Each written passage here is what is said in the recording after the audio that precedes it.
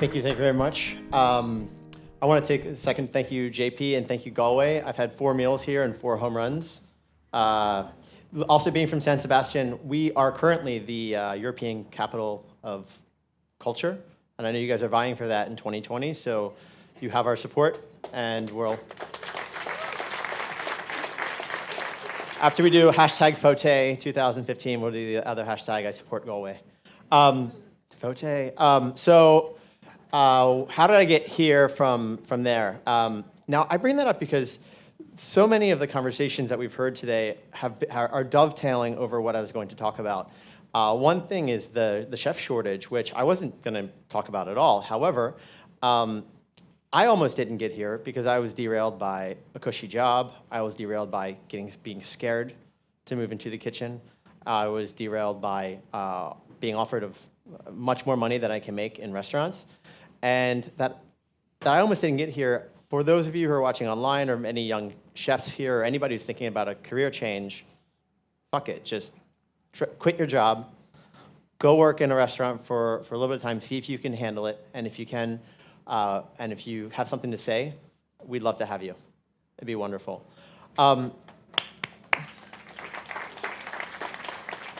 So, that train's on the wrong page. So JP the other day said, now we have some really wonderful chefs here, you know them, and then there's some unknown chefs. That's me. I'm an American. I was born in Baltimore, Maryland, which is one of the cities that Daniel Patterson mentioned. I didn't grow up in urban Baltimore. I grew up just north of, so not the wire, Baltimore. Through New York, and in New York, what had happened was I was going to work at this one restaurant in Baltimore, a graduate of the West Coast style, Wolfgang Puck, et cetera. I went into the kitchen and worked there for 8 months, and I'm like, this is what the kitchen's all about. I want nothing to do with it. So I left. I moved on to Food and Wine, where I became this talking head. After a couple of years, I was doing The Today Show. I was doing CNN. What wine should you have with your turkey? Blah, blah, blah, blah, blah. And having that kind of fake orgasm moment. Oh, it's so good. And how easy is that? And then what happened? Something happened one day where I was doing dishes at events with people like David Boulay, and these really wonderful chefs. And I'm like, I'm a total hack. I don't deserve to be here. My food was good, but it has nothing to do with what the other guys are doing. So I went to a friend. I went to Dan Barber, and Dan let me into his restaurant 2 different times, actually, and wound up spending a good deal of time with him until I realized that this is what it's about. And that's when I started on my professional career for being a chef. Now, there's so much that, let's start with the slideshow. Getting there from here, just touch on that. Slash. I reference the NFL too much, the National Football League in the United States. There was a guy named Cordell Stewart many years ago who could run, he could throw, he could kick, he could play defense. They called him Slash because he was quarterback slash running back slash something else. And I don't want to get into semantics with regards to what a chef is. While the chef is really, it's an umbrella term, there are things that fall underneath of that, like you're a father, you're a babysitter, you're a psychologist, you're an accountant, things like this. But I also think there's chef slash. Right, so you could be chef slash dealer of truth, Mr. Mark Best. Be chef slash showman, chef slash anthropologist, like Sean Brock. Chef slash farmer, like Sasu, and sommelier. So there's a lot of responsibility of being a chef, and it's an enhanced citizenship. You have to really, really want it. And then from there, you have not just the responsibility to outside, you have the responsibility to yourself and to your team. I was really touched. More people, 3 individuals that work for JP in various restaurants and various places have said how much they love him. And being able to engage your employees really gets down to what I want to talk about, because there's only a few things that really, I mean, each one of these can be broken down into hours and hours and week-long segments, but we all talk about food. We love food. I think about food more than anything on earth. But I also think about, more than anything else, the whole experience for the end user. And by that I mean the romantic term for that is guest. Our guests that come into our restaurant. When I have a VIP or I have anybody in and we are serving food and we're sending it out, I don't ask what did they say about the food. I ask, are they happy? And that is the key point of my presence in the restaurant and my presence in the hospitality industry is that. So for me, I'm not. I'm a chef slash other things, but let's break this down a little bit. So food we've talked about quite a bit. Service, this enlightened sense of hospitality that Danny Meyer talks about. Employee engagement with a gentleman named Gabriel Stuhlman in the United States talks about what JP's done with his group here. It ties it all together and it creates an experience for the guest that is warm, hospitable, educational, inspiring, as well as delicious. Now, going into the Basque Country, there's been some. I'm keeping it really light. I didn't go into Watts. Going to San Sebastian and going to Watts, two different things, obviously. And I didn't get there, and I said, "Oh, the poor people of San Sebastian don't have these things. I'm going to bring it to them." It's very much along the way of there are gaps, just like Andre said. There are gaps, and we're trying to fill the gaps. So, for me, it's all about creating the ultimate experience, dining experience for our guests. So, what we do in-house all the time, all of you, all these wonderful chefs, house-made bread, home-fermented juices, homegrown, home-cured farms, things like this. Well, we decided to do something else. So what about home-brewed, house-brewed? Now, this also came from a house-brewed house beer. So this came, you're like, wow, yeah, a brew pub. Good job. Get off the stage. Now, what this came from was there was a lack of quality craft beer where I live in San Sebastian. There was a perception of beer as only something to quench your thirst. It is not something that is culinary. And for me, that was complete hogwash. So one of my crusades a while ago was vegetables. Now, what happened back there is, if anybody's been to San Sebastian, you have great meat, you have great fish. When you went out to dinner, did you have any vegetables whatsoever? Probably not. Now when you also went, did you have any good craft beer? Well, I would venture to guess probably not. So a buddy of mine and I embarked on doing some gypsy brewing projects just to provide enough beer for our restaurant. And when we came back with 3,000 liters, we realized that we have way too much beer and we're going to share it with some other people. I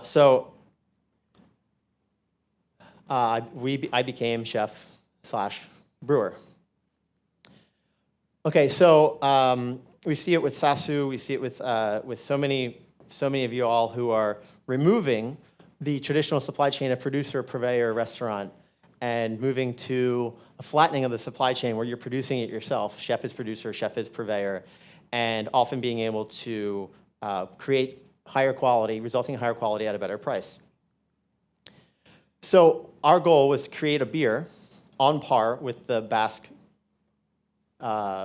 culinary experience. And that's a pretty lofty goal. The Basque culinary experience is very, very high.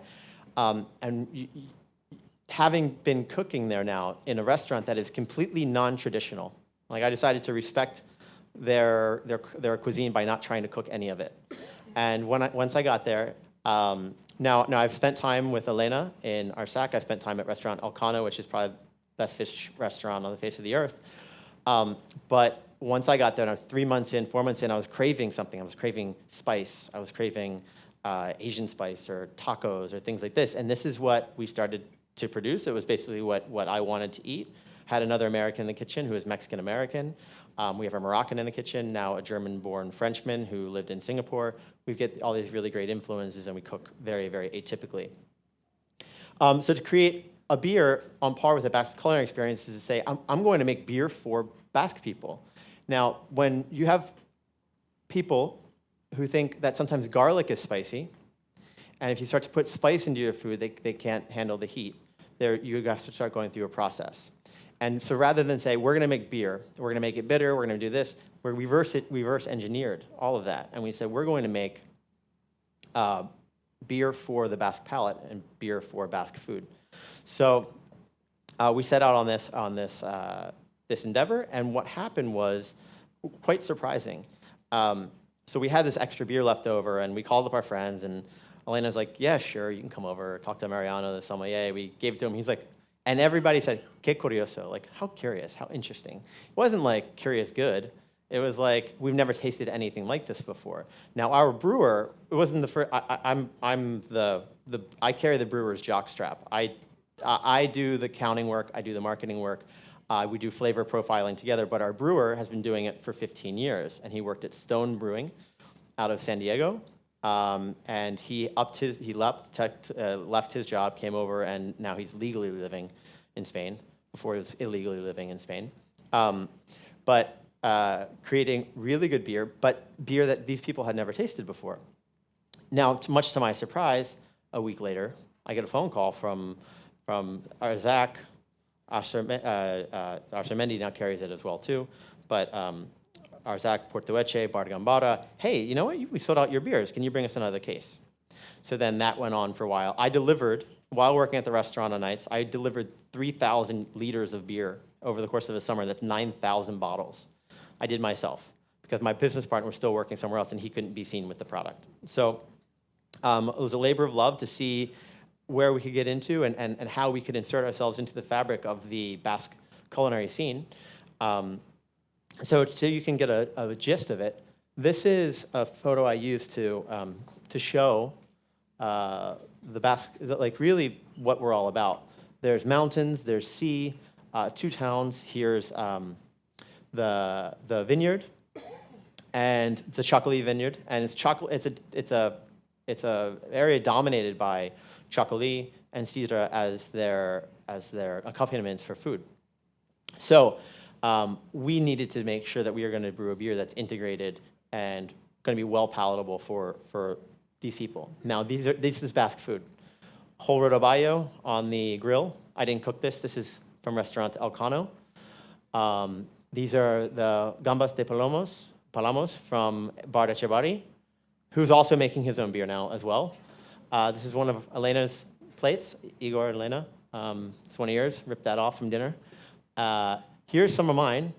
So you can see how different it looks. There's a taco, beef tongue taco, whole roasted cochinillo, smoked mackerel with pickled cherries and stuff like this. So we kind of go a little we're very atraditional, but very authentic. And I say that because this is my experience. This is my culinary experience. This is my dad roasting pigs on Sundays when there was a communion or a family get-together. And now I do it for these people. So we created the Basque Land Brewing Project. Little by little, we made 3,000 liters, 3,000 liters, 5,000 liters, all the meanwhile just selling to our friends in Gipuzkoa. But our friends were amazing. Arzak, Aquelarre, Martin Berasategui, Arcermendi. Those are all 3 Michelin stars. Elcano, 1 Michelin star. Then other places best in class, the best pinchos bars. Bar Gambara, Bordaberi, Gandarias. That list goes on. Classic restaurants, Portueche, Salchipi, all these places. And slowly but surely, creating a new style of Basque, a new style of Basque is really what it was, of being able to weave ourselves into the fabric of the community. So real fast, how much time do I have left? Done? Okay, well, here, I'll flip through. So this is us really early on. That's Ben, his White Sox, working on our satellite system where we were renting space. And so what we've been able to do is, using the beers, we've created, we were able to garner a little bit of investment, and now this is our new facility. We'll be able to do 150,000 liters next year. We've now moved into the Bilbao and Vizcaya and the Basque Country in France. It's the only places we're selling. And so you can see, all rather interesting. And these are the beers. So, and Elena, there's your husband. He's right there. This is David, and these guys, they were doing tacos for us, and this was really wonderful because we are not in San Sebastian. We are in one town over in Hernani, and we overheard some from the people from City Hall saying, wow, how exotic. There's people speaking French, people speaking English, and we're here in Hernani. And you have to imagine that this is a small, super, super small town. And so that's that. Thank you very much. Oh, I'll be out pouring beers. I brought 5 kegs, so don't be shy.